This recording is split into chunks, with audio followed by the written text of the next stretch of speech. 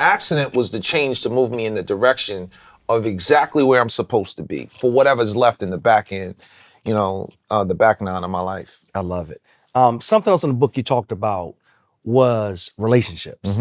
And you had like a system that you use that I love. I want to talk about. We talked about like A, B, C, D. Yep. Can we get into that a little bit about like what that means and how you kind of view relationships? So it's when I thought about that segment, I was thinking of all the stories and thinking about my life on the people, how I view people and allow people in my life. Like there are people who know me who know nothing about me, who've been around me for a long time, but they have no idea who I am because they need to be in a place, right? I don't need to expose you like that. Then there are people that I've met quickly and we've ramped up into a whole different level of relationship because of our frequency, right? And our relationship and conversations and also that divine connection.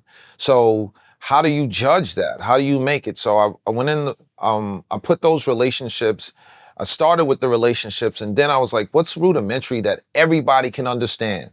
What's the first thing they teach you in school? ABCs, 1, 2, 3s. And that's what I did. So started with the A's, which, that's that unconditional relationship, which either could be, a parent, it's a blood relationship, or maybe it's someone who's a pastor, a deep, deep rooted person of significance in your life, right? Then there's the B's who might not be blood, is the only thing that separates, but there are people who are unconditionally tied to you, your success and your journey. And then there are the C's who are really transactional people, right? Which is okay. Like people think transactions are just dirty. It's important. Get on the phone. Hey, what's up, Mike? What's going on? Keeps you informed. Sheila, what's happening? Oh, yo, you need to know about this. They've never been to your house, right?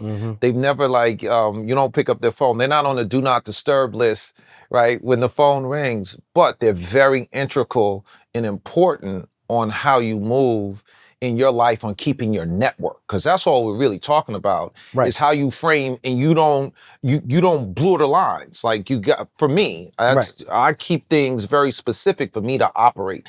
And D's are like, why would you even have somebody, that's them hanger-ons. Those people, I know that's my homie. We done been down 15, 20, 30 years. I know him the way he is, but they toxic.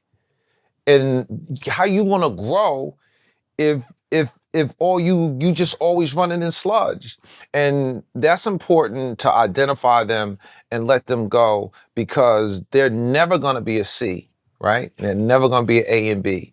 So why do you have D's in your life? And that for me is, the pruning process, making sure that I don't have any D's in my life. That's good. It's interesting because I think about relationships a lot.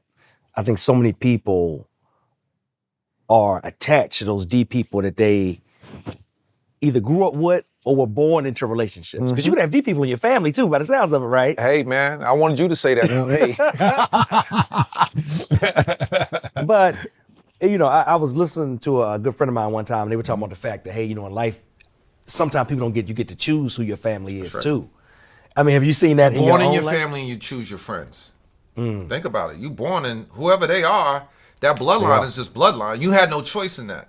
Whether you decide to call me back tomorrow, that's your choice, how you going to open up the door to allow people in your life. That's on you. So you have to be able to judge who are you allowing in your life and who are you taking out of your life. And both of them are challenging because sometimes it's just the void that you have on why you allow folks that aren't good for you, but you let them in anyway. You know that they not, right? It's already, it's that yellow light, yellow light, yellow light, yellow light.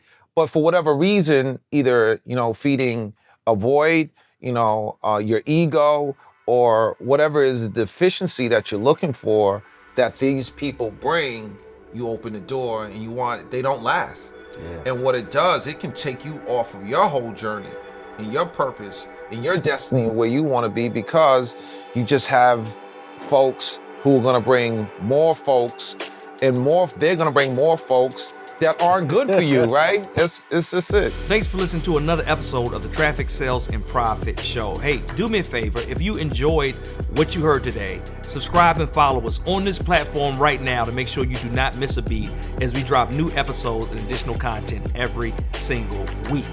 Also, if you'd like to get access to a free paperback copy of my book, access to the TSP Traffic Sales and Profit free Facebook group, our challenges, resources, our events, and more, make sure you visit us at www.trafficsalesandprofit.com/podcast.